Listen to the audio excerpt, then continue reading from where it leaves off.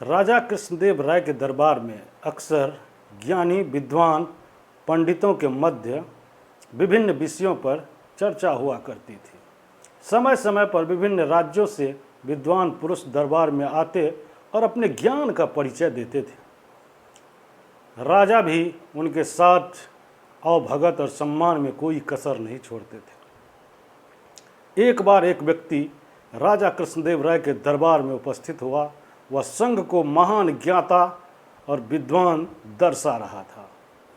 उसका अहंकार उसकी बातों से झलक रहा था। उसने संघ के बारे में खूब बढ़ा चढ़ाकर बातें की। उसके बाद दरबार में बैठे ज्ञानियों को वाद विवाद के लिए चुनौती दे दी। उनकी बड़ी बड़ी बातों से सभी दरबारी सहम गए थे। अपमान के डर से किसी भी दरबारी ने उनके साथ वाद विवाद की चुनौती स्वीकार नहीं की। ऐसे में राजा ने तेनालीराम की ओर देखा तो तेनालीराम अपने स्थान से उठ खड़ा हुआ। वह विद्वान को प्रणाम करते हुए बोला, महाशय, मैं आपके साथ वाद विवाद के लिए तैयार हूँ। कल ठीक इसी समय मैं आपसे राज दरबार में भेंट करता हूँ। अगले दिन पूरा राज दरबार भरा हुआ था। विद्वान पुरुष अपने स्थान पर पहले ही पहुँच चुका था। बस सबको तेनालीराम की प्रतीक्षा थी। कुछ ही देर में सबकी प्रतीक्षा समाप्त हुई और तेनालीराम दरबार में उपस्थित हुआ। तेनालीराम राजा को प्रणाम कर वाद विवाद हेतु नियत स्थान पर विद्वान के समक्ष बैठ गया।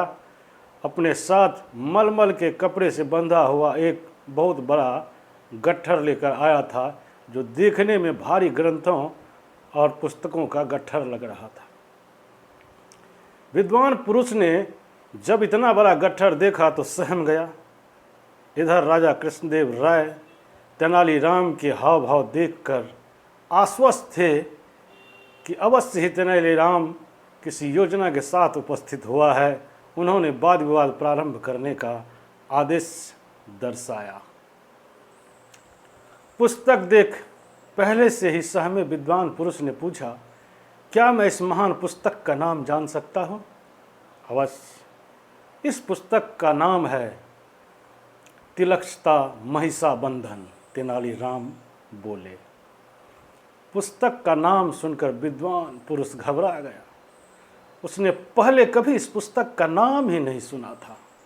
वह सोचने लगा कि इस पुस्तक का तो मैंने अभी तक नाम भी नहीं सुना है। इस पर लिखित विषयों पर मैं चर्चा कैसे कर पाऊंगा?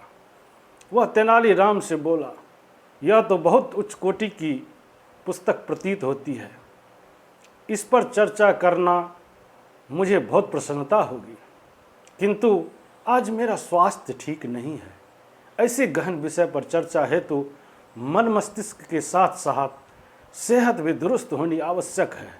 आज मैं आराम करता हूँ, कल इस पुस्तक पर स्वस्थ मन मस्तिष्क से चर्चा करेंगे। तेनालीराम मान गया। अगले दिन वह नियत समय पर अपना गट्ठर लिए पुनः राज दरबार में पहुंचा, परंतु विद्वान पुरुष का कोई अता पता नहीं था। बहुत देर प्रतीक्षा करने के बाद भी वहां उपस्थित नहीं हुआ। वाद विवाद में हार जाने के डर से वह नगर से भाग चुका था। राजा सहित सभी दरबारी चकित थे कि ऐसी कौन सी पुस्तक तेनालीराम ले आया जिसके डर से स्वयं को महान ज्ञाता बनाने वाला भी भाग गया। राजा ने पूछा, तेनाली, बताओ तो सही, यह कौन सी महान पुस्तक है? मैंने भी आज से पहले कभी इस पुस्तक का नाम नहीं सुना है। तेनालीराम ने मुस्कुराते हुए बोला, महाराज, यह कोई महान पुस्तक नहीं है। मैंने ही इसका नाम तिलकस्ता महिषाबंधन रख दिया। इसका अर्थ तो बताओ तेनाली, राजा बोले।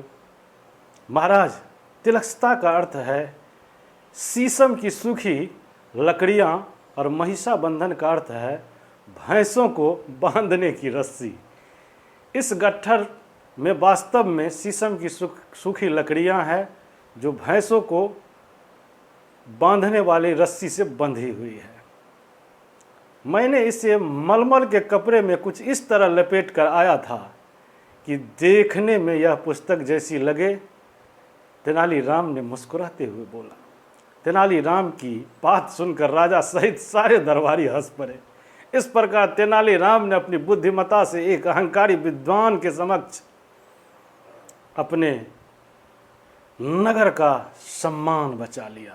राजा ने प्रसन्न होकर तेनालीराम को ढेरों उपहार दिए।